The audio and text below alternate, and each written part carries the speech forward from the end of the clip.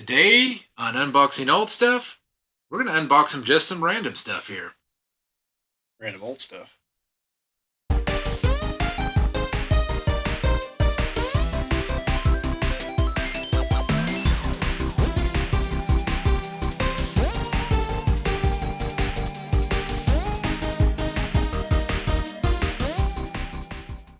Hello, and welcome back to the Geek Cabal channel. My name is Jim. I'm Bob.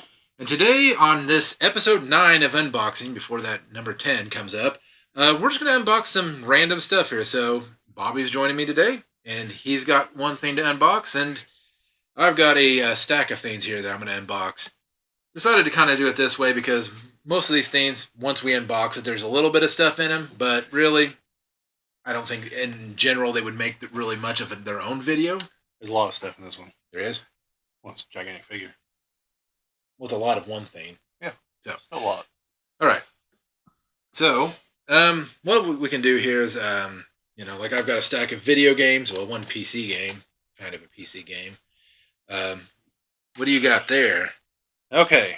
So there is actually a little bit of a story behind this. You want to go into that first? Yeah, let's go in there. Yeah, we're going to go there first since you're the guest. Okay. So this is a figure for Orcus, the Prince of Undeath, the Demon Lord from Dungeons and Dragons. This actually would have come out during 4th edition. This is from 2010. This is if you look for a big miniature of Orcus right now, this is not the one you're going to come across. So the story behind this, several years in a row at Gen Con, I would go to the seminars where this is back whenever Wizards of the Coast themselves made the miniatures, not WizKids. So I need to be clear on that. We'd go to the seminars and they would talk about, oh, we're doing this, stuff's upcoming. And it's where every year people would ask, hey, why don't you make boxes of just skeletons or just orcs? And they'd be like, well, the distributors don't want to buy them because there's too many SKUs. And even at the time, I kind of thought that was mostly baloney. We're earlier in the video, so I'm not going to use the strong terms yet. Let's just say it's brought to you by the letters B and S. And yeah.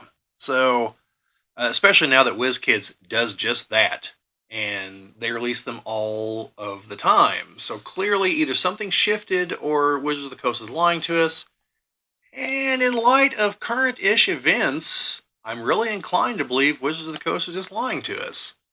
I have no idea towards what end, because it's a license to print money, but, they're stupid, so who knows.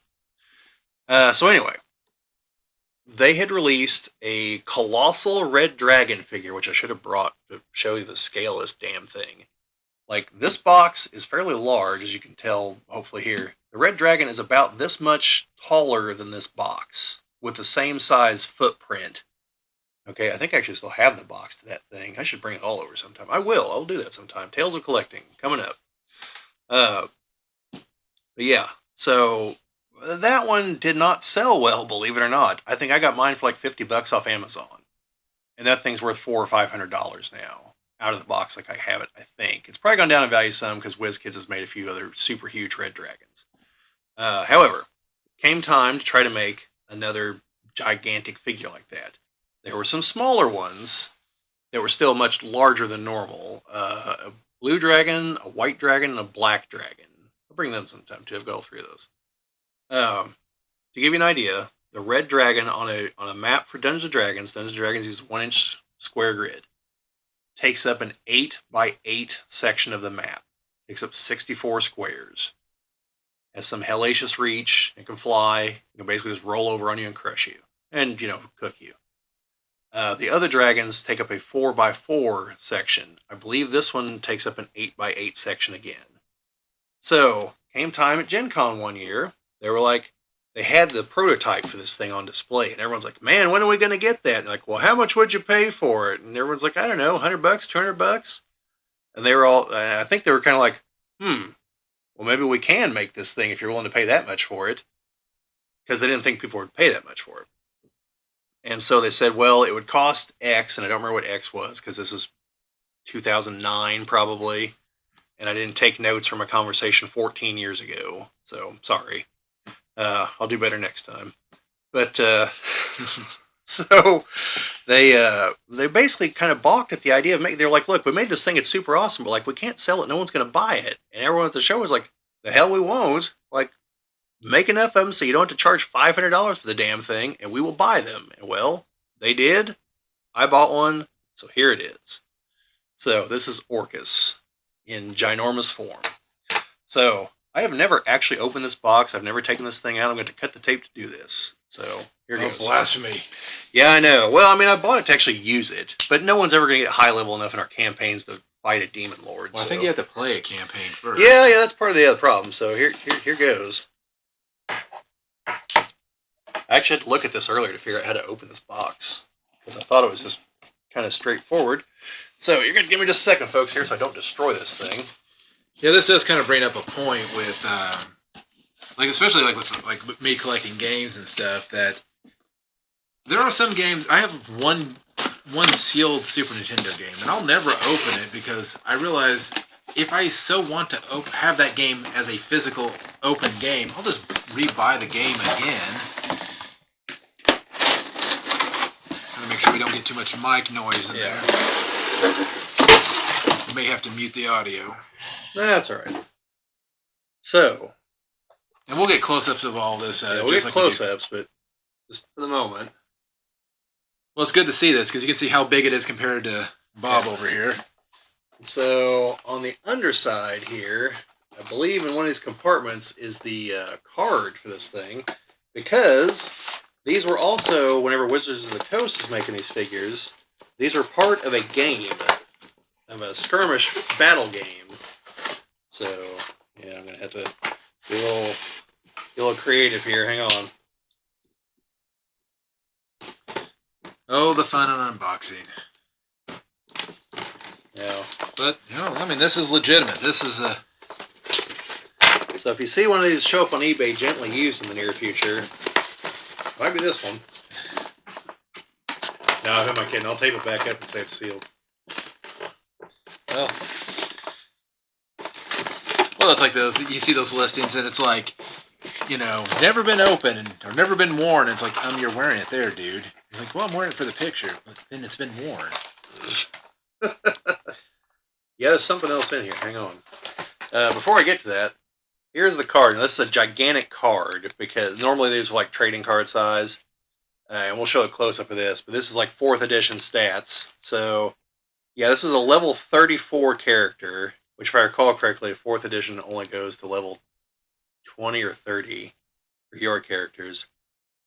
Yeah, plus 23 initiative, 46 armor class, 49 fortitude save, 44 reflex save, 46 will save, and 1,252 hit points.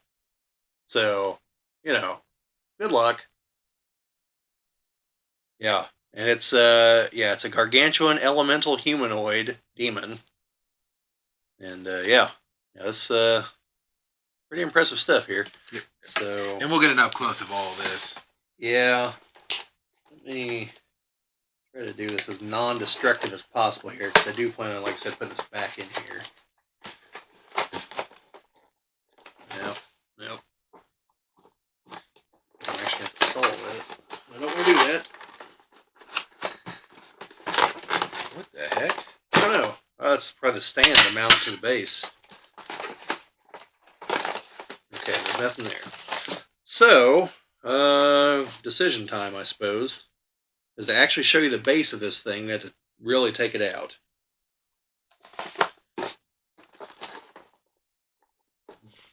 Probably. Yep. Well, I mean, that's up to you. Yeah.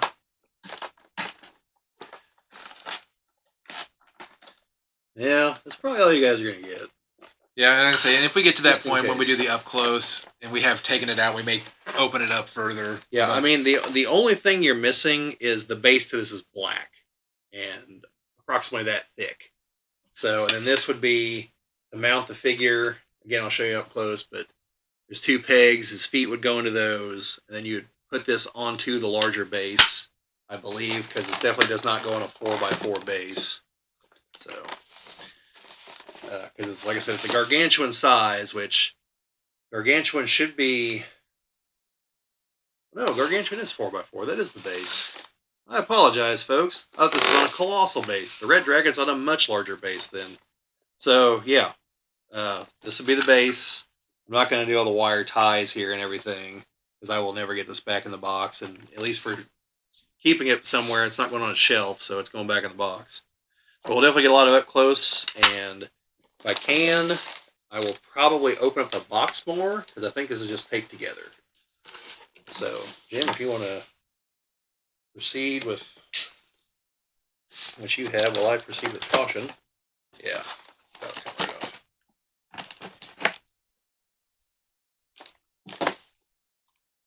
Okay, I'll wait for a second because I was going to say anyways. Yeah, I instantly felt the weight shift whenever that happened. So yeah, we'll be able to get a big up close on this thing, but yeah, we'll be able to get all around and see the Demon Prince in all his glory. All right, well, I'm going to start from the actual bottom of my stack here because I realize I want to show the neater things in the, later on. So just got a couple of box games here. Now, these are things that normally I wouldn't probably do on this unboxing stuff just because there's not always a whole lot in here. Some of these are complete, some of these are not. But just for those that have not got to experience what it was like to actually open an NES game, because really these boxes were never meant to last that long. I mean, for example, this one's 87, so that puts it at 36 years. 87? 36. Yeah. Yeah, 36 years old. And this is one that I have actually an out-of-the-box copy too, but very common game to have in your collection, though. This is TNC Surf Design, Wood, Water, and Rage. So it had a skateboarding, two different skateboardings and a surfing. And you did surf as a gorilla. Because, why not? But yeah, it's got the game. This one is complete. Game, the manual. And if I can pull it out. That's what she said. The insert for it. So, and it's just got a piece of styrofoam down at the bottom, which is used to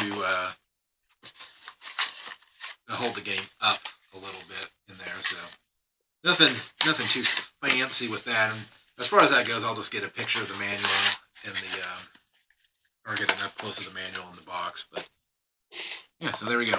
Wood, Water, and Rage, TNC Surf Designs. Now this one is a Sega Genesis game. Unfortunately, I do not have the poster anymore. And this one I did with my Sega Nomad video. The kind of thing about this is that this game actually only works on original Genesis models. And even then, only a select few because the lockout chip they bypassed, they fixed in later editions. Come on, cat, stop. Got my cat down there chewing on the cables down there one of the times. But oddly enough, a non-color manual with that one. And like I said, it does not come with a poster, but just a nice little cardboard insert for that.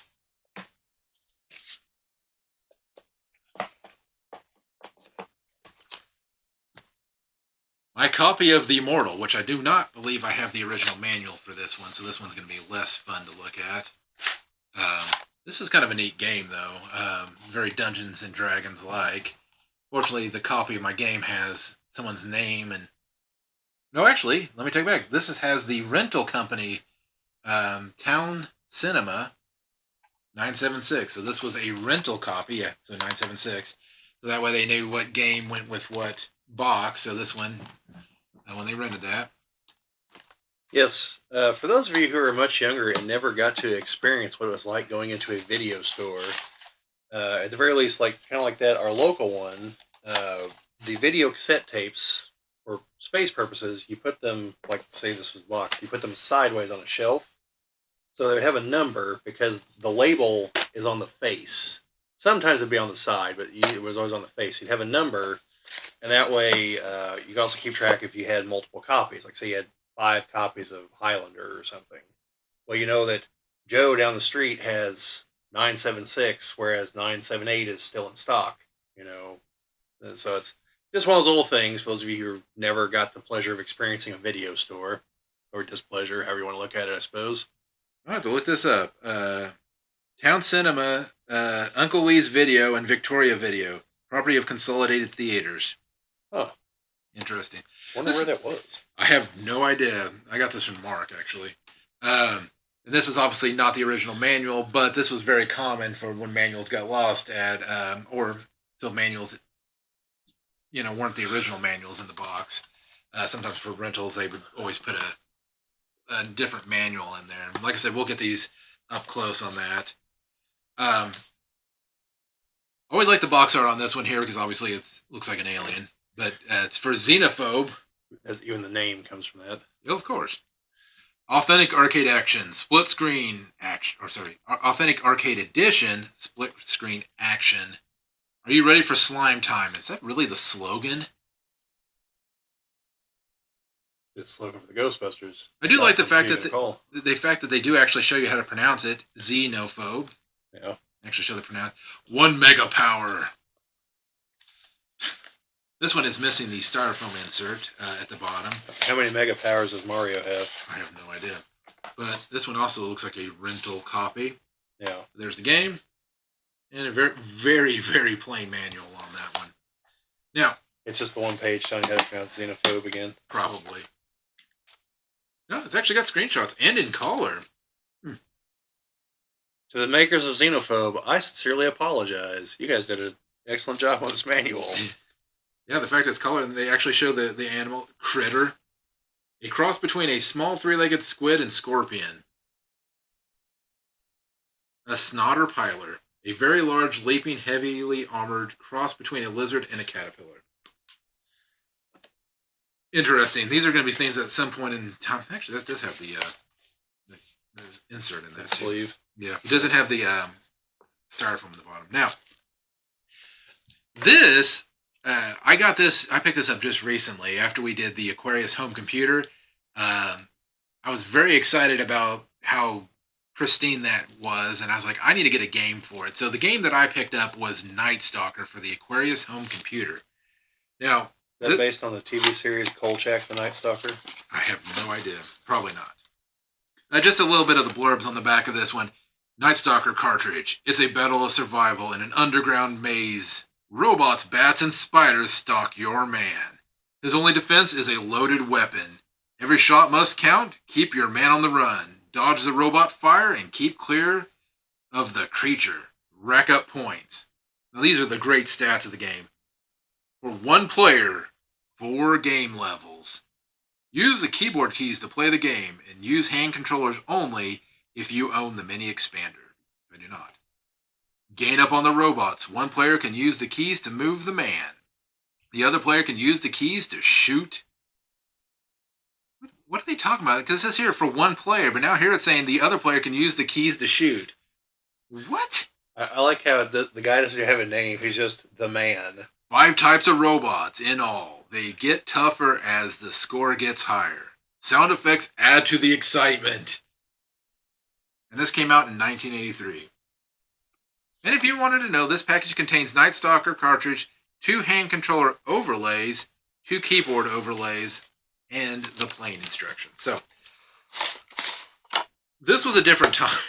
So, that's an understatement. But I give the manual credit. It actually has the honestly, and I'll get some close-ups of this as well as when we're going over it. I like the very good art, and for the most part, the manual stuff is pretty decent. But these are keyboard overlays. So you would actually set these onto your keyboard, and this would tell you what does what, like how to move, how to shoot, that kind of stuff. So this would actually snap in over top of the keyboard of the Aquarius. Yeah. And then the cartridge, which goes into the cartridge slot. Actually, there's more in there. Jeez. So there's the cartridge. Not impressive and very lightweight compared to the console itself. But there's a little clip on the back of the Aquarius keyboard, and this is where that would go. Yeah, that's extremely lightweight. And then these must be for the controller, which I do not have. These are more overlays. Those are tiny. Yes. That might help if I have it the right way, too. And we'll get pictures of this all up close, but those are tiny, just so you can see comparison there. I actually do like the little tray that it comes in too, so to keep everything protected. Yep. So.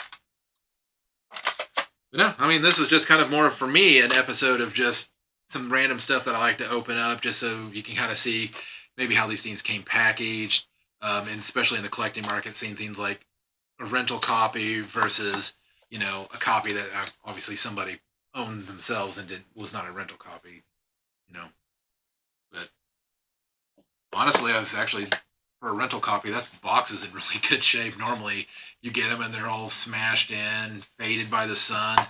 And I think back of like the ones from our local rental store. They always had like the ones by the window, and they were always like bleached. Yeah, and that problem persisted into like DVDs and Blu-rays too, So because they wouldn't move them. Like once they had the store set the way they wanted, like after a while they weren't looking good. So so that some of these are in as good a shape as they are, especially as old as they are, it's pretty amazing to be honest. I mean, all these are 30 plus years old. I mean, this one here is 40 years old. So, I mean, this is in immaculate condition. I'm assuming people bought these, never opened them, and this one here still got the shrink wrap around it. I was gonna say, I think you just opened it. But... Well, I did, but they had opened it previously, but I don't think they ever used it. So it's very similar to my Aquarius. They didn't look like it was ever used. So yeah, you never know. But anyways, we're gonna get a close-up shot of all of these, and then we'll meet you back here for the outro. Go on. All right, so here we are for the close-up of the Orcus miniature. That was air quotes. I don't think you probably saw it. So anyway, for those of you who can hopefully see this, the base that this is on, this is just cardboard, but this is a picture from one of the maps, unless I'm mistaken, and it's a giant outline of Orcus's symbol, which I believe is his face. So it's very hard. It's kind of hard to see. If I can find a picture of the map itself online, I'll try to put it on there. But then, of course, you have the miniature, which again, mini. Here's the wand of Orcus in there, the skull capped on it. And then let me kind of rotate here so we can see the whole thing. It is well detailed and well painted. As I'm given to understand that the current Orcus figure from WotC has some kind of paint issue with it that a lot of people don't care for. Something to do with the face or the eyes. I don't know. I didn't seriously look into it because I knew I had this one. So, yeah, this even though I was wrong on the base size, the sucker's still pretty big. Like I said, I'll have to use the dragons in one of the other videos. But there's your rotating. Then here, like I said, this is a 1-inch grid, so this would be a 4x4. Based on the fact it's a 2x2, they're still halfway. So this is the footprint that it would have on the map is 4x4, and the feet go into the pegs there. And then here's the card, which these are 4th edition stats on here. And there's probably a lot on there. And then we got more here on the back.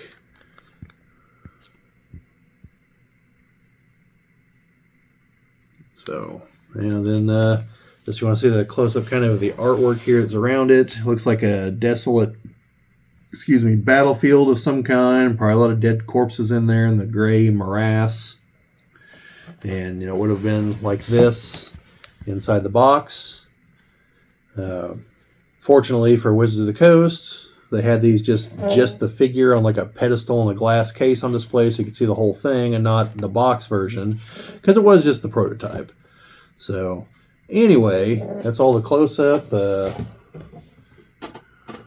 Not really anything particularly special here on the box. The advertisement for the Castle Ravenloft set. I kept trying to say Castlevania in my mind and like Curse of Strahd, and it was all just coming together and it was all wrong. So, and then the back is just a picture of the, again, miniature with the card and some little blurbs about it. So, yeah. That's some. If you got any questions, get a hold of these people. If this number still works. Probably not. But yeah. So that's about it for that. Moving on to Jim's games. All right. So here we're looking at the all the different games that we have there. So up at the top is my copy of the Immortal, and this is the one that's the rental copy. So you can see the rental number there, that 976, which would correspond to the number that's on the game. So the idea is that on the shelf they would just have the empty box, and then they would go and find the corresponding number on their shelf, so they could store them, and that way that they had to wait till you actually rented the game before they would hand you the copy. And so it was very common for manuals for rented games to be a carbon copy, so that they never lost the original manual. And then down here I have the TNC Surf Design, or Town and Country Surf Designs, Wood, Water, and Rage. So you can see the game there, the manual up there. Just a quick brief so you can see what the manual looks like on this. All hand drawn, but it looks like it's just black and white. And then the game itself down there. Now, this is the original owner's manual for Onslaught. It was not in color, but so you can see a little bit of that. But it looks like it does actually have some gameplay footage there. And this being a not licensed Sega game, that's why it's in a different box with a whatever you want to say it, a different looking cartridge there. So you can even see the little blurb down there that shows you that's not the actual license. This is an Accolade game.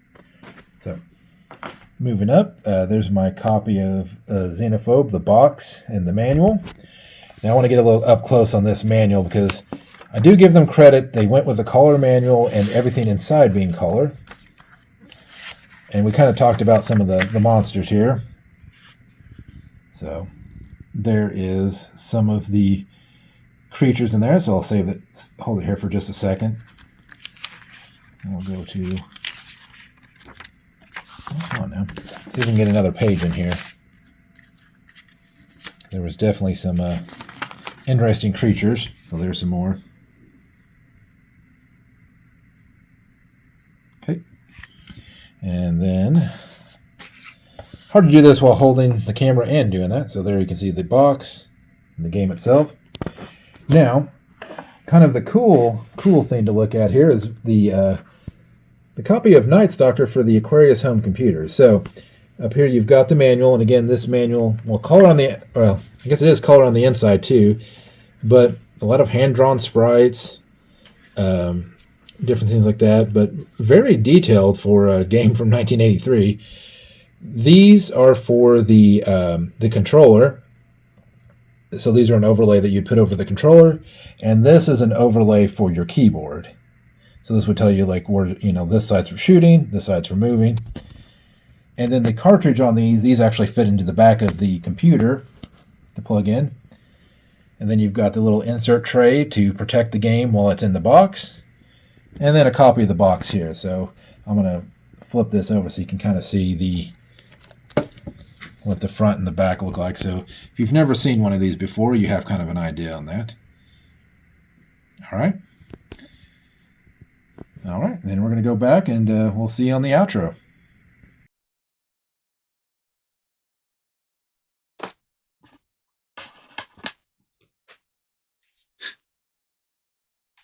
All right, so hopefully you got a good look at all of these multitude of things that we've got here. So normally this is not quite how we do the unboxing, but hey, this is kind of nice for a little different change of pace. But definitely let us know what you thought about what we showed here today. If there's definitely things you want to see more of, maybe you want to see more of the D&D miniatures, we'd be more than happy to do that. Or let's see, just on that note, just briefly, Jim, I do have some more recent ones that I haven't opened up yet. Those I don't have any problem completely taking out of the box. So we can definitely do that. But this is the only older one that I've got like this. So yeah, and same thing with the games. If there's if you'd like to see more box games, I do have a crap ton of Sega Genesis, Sega Saturn, Sega CD games that we can go through. Just looking at those materials. I like these just because they're the original cardboard, and these are ones that you just don't find very many examples left. I mean, it's less and less that you're finding stuff in this, kind of decent of shape and such. So, um, but anyways, that is all that we've got, and we'll see you on that 10th episode of unboxing. And we did the like, comment, share, and subscribe stuff. So, yeah. So, anyways, we will see you on that 10th episode, and that's going to be a special. So, and kind of coincides with us hitting 300 subscribers too. Yep. So it's going to be a double awesome experience, and hopefully we'll see you there. Yep. Keep an eye out for that. See you later. See you later.